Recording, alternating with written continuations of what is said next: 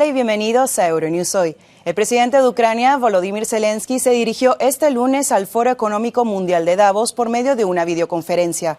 En su discurso volvió a pedir la retirada total de las empresas extranjeras en Rusia y bloquear todos los bancos del país. Zelensky alega que estas medidas presionarían realmente al gobierno de Vladimir Putin. Entre tanto, en Ucrania se estima que más de 200 niños han perdido la vida debido a la guerra. Los que han sobrevivido están fuera de su país o viven bajo tierra. Les traemos un reportaje especial de dos pequeñas hermanas que se refugian con su familia en un sótano. Llevan 3 meses viviendo en esas condiciones como otros miles de niños ucranianos. Y en más noticias sobre la guerra en Ucrania, el soldado ruso Vadim Shishimarin ha sido condenado a cadena perpetua por un tribunal de Kiev. El joven de 21 años es el primer militar enjuiciado y condenado por crímenes de guerra desde que comenzó el conflicto en febrero.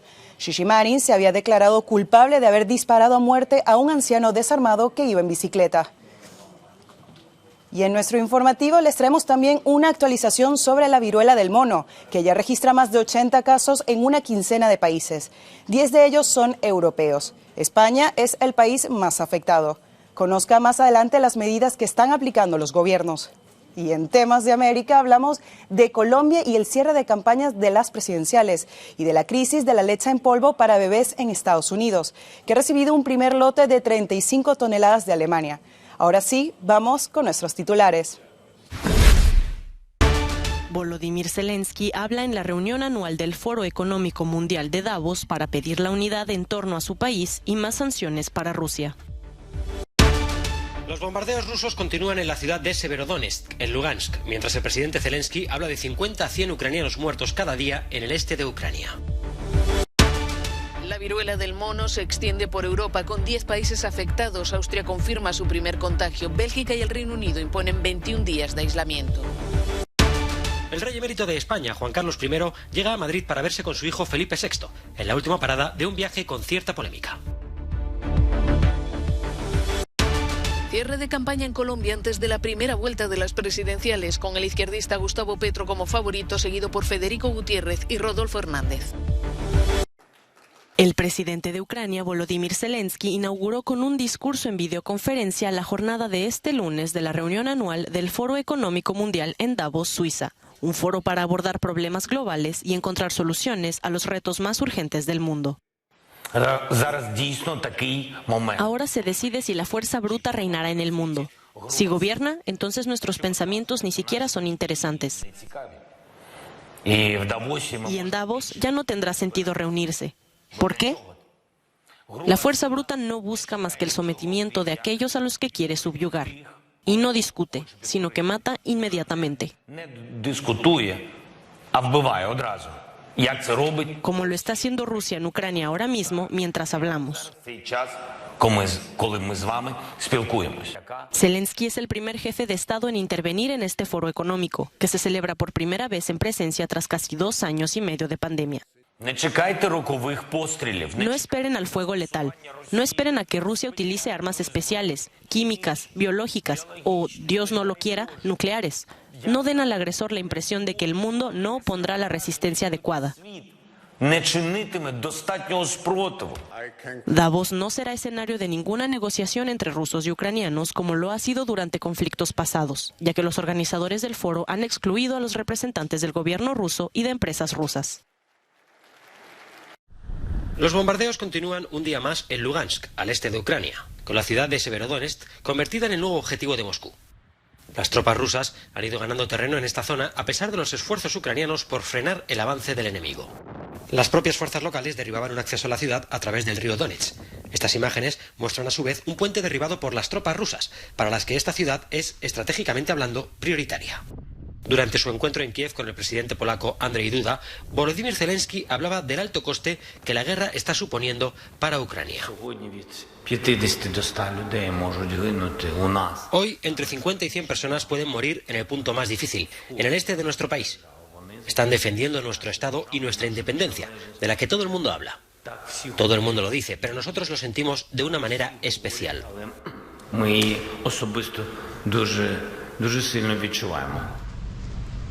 El coste de la guerra se puede sentir en lugares como Saltivka, hasta hace bien poco un hermoso y densamente poblado barrio residencial de la ciudad de Kharkov. Hoy, la mayoría de sus edificios, medio destruidos, no cuentan con agua, ni gas, ni electricidad. Aquellos ciudadanos que por unas u otras razones no pudieron abandonar el lugar se ven ahora obligados a adaptarse a su nueva realidad. En Mariupol, mientras tanto, la fábrica de acero y hierro de Illich, la segunda mayor empresa metalúrgica de Ucrania en la que trabajaban miles de personas, aparece prácticamente destruida. Mientras entre sus escombros, los ucranianos que aún permanecen en la ciudad tratan de sobrevivir a un día más de guerra.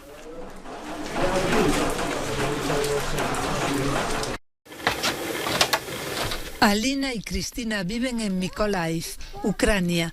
Han pasado la mayor parte de los últimos 3 meses bajo tierra. Me despierto y me lavo los dientes. Luego desayuno. Luego me siento para las clases. Después de las clases descanso un poco y luego almuerzo. Después jugamos en la calle. Cuando empieza la sirena o el bombardeo, jugamos en el sótano.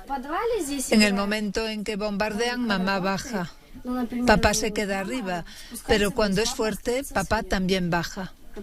En este momento solo quiero que no me bombardeen, dice Alina, de 11 años.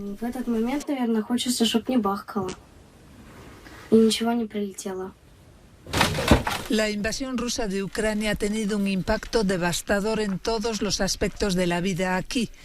Y como ocurre en otros conflictos armados, los niños se han visto especialmente afectados.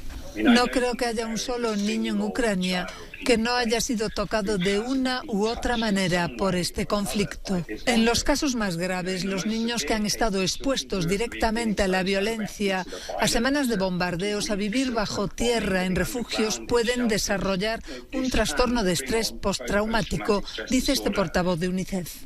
Los desplazamientos masivos han dejado a los niños expuestos a la trata de personas y a la explotación sexual. El propio conflicto pone a millones en riesgo de ser mutilados o algo peor. Desde el comienzo de la guerra, más de 200 niños han perdido la vida. No hace falta la ciencia para preguntarse si los niños se verán perjudicados por esto. El doctor Jack Shonkoff del Center of the Developing Child de la Universidad de Harvard dijo a Euronews que los niños llevarán las cicatrices de este conflicto de una forma u otra hasta bien entrada la edad adulta. Cuando se activa el sistema de estrés, los niveles de hormonas del estrés aumentan en el torrente sanguíneo, el ritmo cardíaco se acelera, la presión arterial sube, el sistema inmunitario se activa y la inflamación se eleva en el interior del cuerpo. Los niveles de azúcar en la sangre suben, aportando energía a nuestro cerebro para pensar con más claridad y a nuestros músculos para correr o luchar.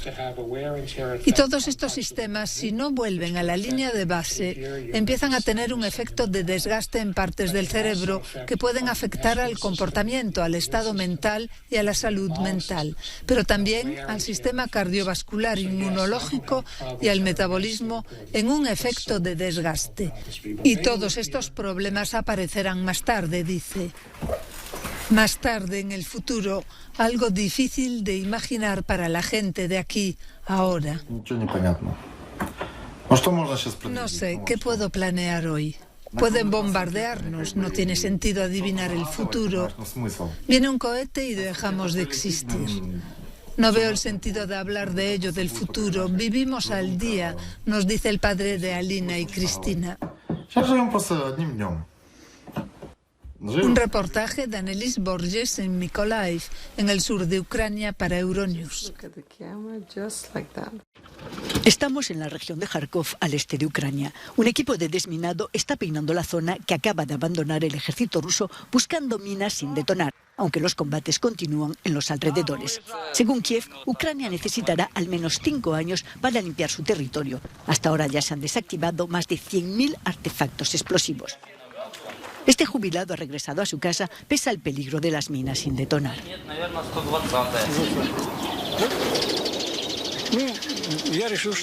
Bueno, decidí que podía arriesgarme, venir aquí y ordenar un poco la casa. Eso es todo. Llegué aquí hace 2 días. Ya no prestamos atención al sonido de los bombardeos. Ahora cuando lo oímos sabemos lo que es. Ahora sé lo que significa el calibre 122, lo que significa el calibre 152 y el calibre 155. Es algo nuevo.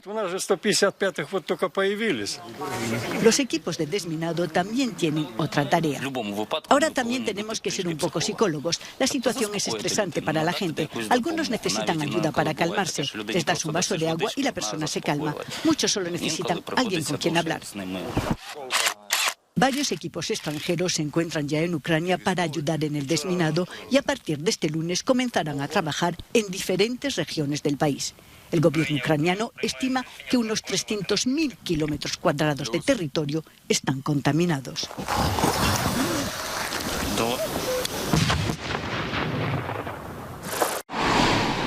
Hace 2 semanas nadie había oído hablar de la viruela del mono y ahora se extiende por el mundo. Y hay al menos 90 casos confirmados en una quincena de países, 10 de ellos en Europa. España es el país más afectado, con una treintena de casos, seguido por Portugal con 23 y el Reino Unido con 20. Pero también hay infectados en Italia, Suecia, Francia, Alemania, Bélgica y Austria, que acaba de notificar su primer caso. Bélgica ha impuesto una cuarentena de 21 días para los contagiados, al igual que el Reino Unido, que va a ofrecer a la población vacunarse contra la viruela. La prensa del país alerta de que un aumento significativo de casos podría poner a prueba el sistema de salud pública.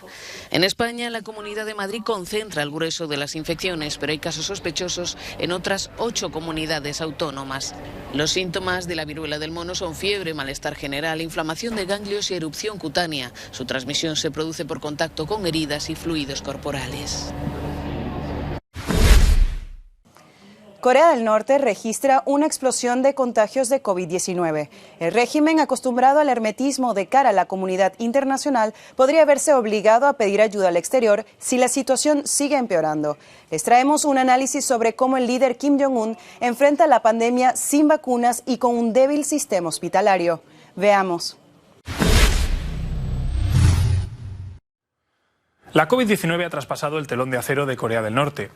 El estado más paranoico del mundo se ha visto obligado, por lo que pueda pasar, a comunicar que la pandemia ha llegado a su territorio, siempre con el filtro de la propaganda y el maquillaje de los hechos. Imaginemos el estupor de los norcoreanos al ver al querido líder, Kim Jong-un, considerado como un dios por la ideología juche, apareciendo con mascarilla quirúrgica, como una persona más.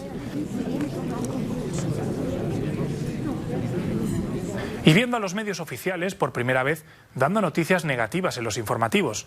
Obviamente noticias negativas matizadas y tamizadas, ya que el régimen asegura que todo está bajo control. El problema es que seguramente no está bajo control en absoluto. Oficialmente hay más de 2 millones de casos y 65 muertos, pero nadie se cree estos datos.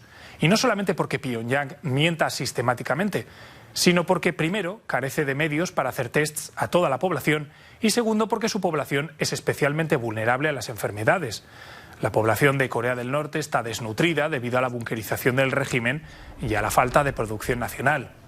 Los expertos surcoreanos calculan que el país apenas cuenta con unas docenas de respiradores para casos graves de COVID, la mayoría en el mayor hospital de la capital, y fuera de la capital se duda de que haya medios parecidos.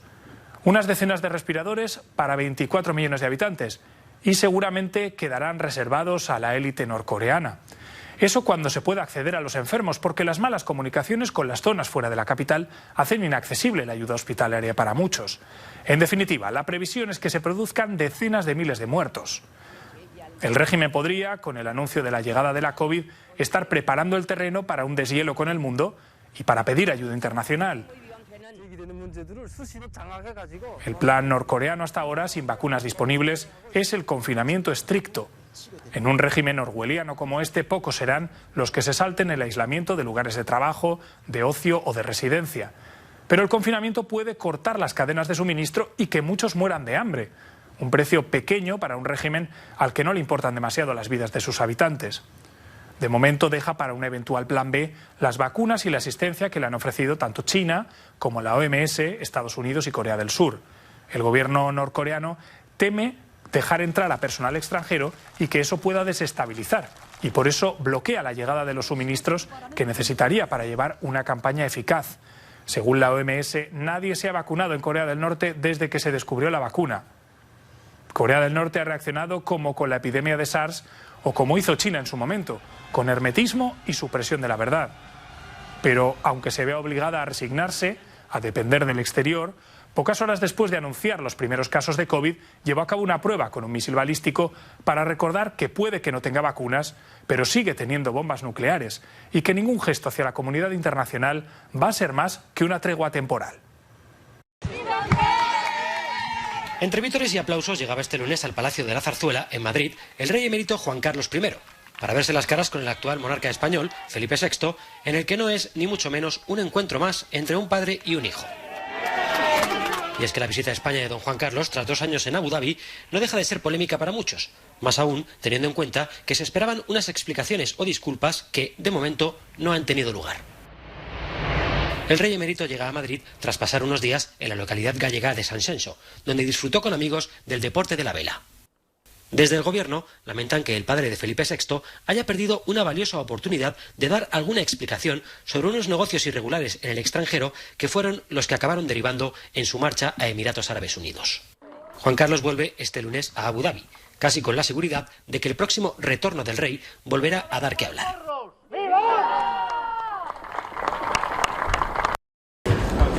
Estados Unidos atraviesa una crisis de suministro de leche en polvo para bebés desde que los laboratorios Abbott retiraran sus productos tras recibir quejas de infecciones bacterianas. Una de las soluciones que ha encontrado es recurrir a países de Europa como Alemania, Suiza o Países Bajos. Están viendo detrás de mí a nuestro equipo con las paletas de leche en polvo para bebés con una carga procedente de varios países de Europa que viajará en un avión de carga C-17 a un centro médico de Estados Unidos, explica este oficial de las Fuerzas Aéreas estadounidenses en Alemania. Bueno, la leche en polvo es algo nuevo para nosotros, pero estamos aquí para ayudar siempre que nos necesiten. Aunque el laboratorio Abbott ha llegado a un acuerdo con el regulador sanitario para reanudar la producción, muchos comercios han quedado desabastecidos. En lugares como Texas, Tennessee o Iowa, más del 50% de los productos están agotados.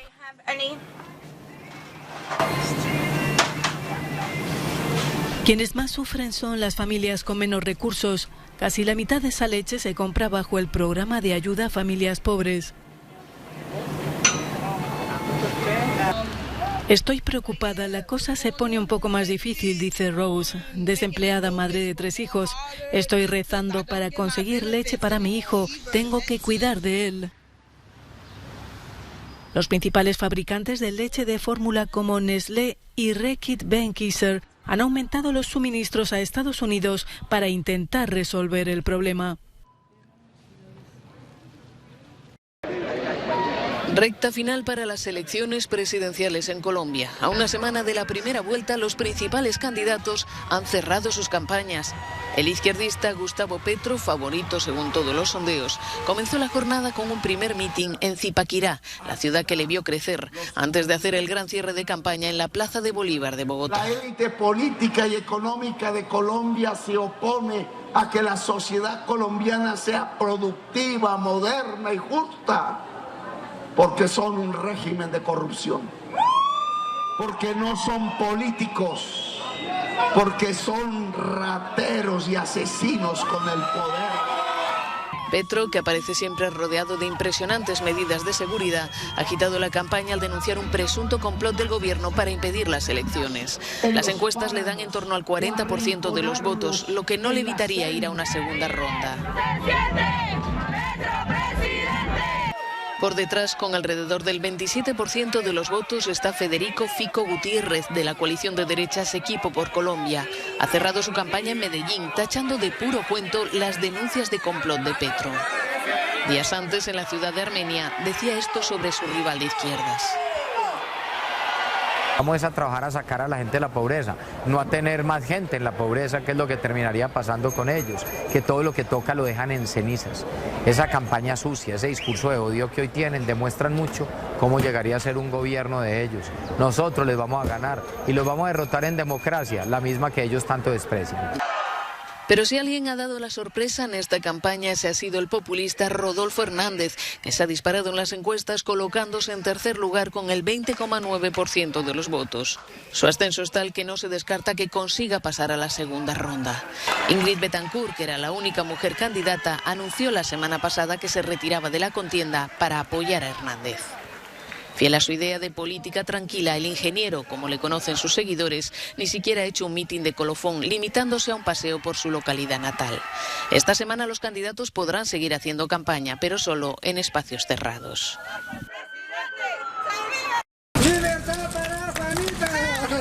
Esta es la historia de una mujer indígena guatemalteca que ha estado 7 años injustamente encarcelada en México. Se llama Juan Alonso. Juanita tiene 35 años y acaba de regresar a Guatemala tras su liberación, por la que abogó el presidente mexicano Andrés Manuel López Obrador. Cuenta que en México fue torturada y encarcelada tras ser acusada de secuestro, algo que ella niega de forma categórica. No, yo soy inmigrante, yo no soy secuestradora, soy inmigrante. Por ignorancia se me pasó eso. Familiares y amigos viajaron más de 10 horas por carretera desde su poblado maya en el noroeste de Guatemala para recibir a Juanita en el aeropuerto. Según un informe de la ONU, un coyote, como se conoce a los traficantes de migrantes, capturó a la guatemalteca en la ciudad de Reynosa y la llevó a una casa donde fue obligada a trabajar. Otros 2 migrantes que estaban en esa casa contactaron con las autoridades y Juanita fue acusada de secuestro sin que ella comprendiera lo que ocurría, porque en aquel entonces solo hablaba maya. Después asegura que los policías la golpearon y amenazaron, por lo que acabó por firmar una declaración autoinculpatoria. Pero gracias a Dios, ahorita estoy libre, estoy bien feliz ahorita con mi familia. La verdad, cuando llegué, no sé, hazte cuenta como...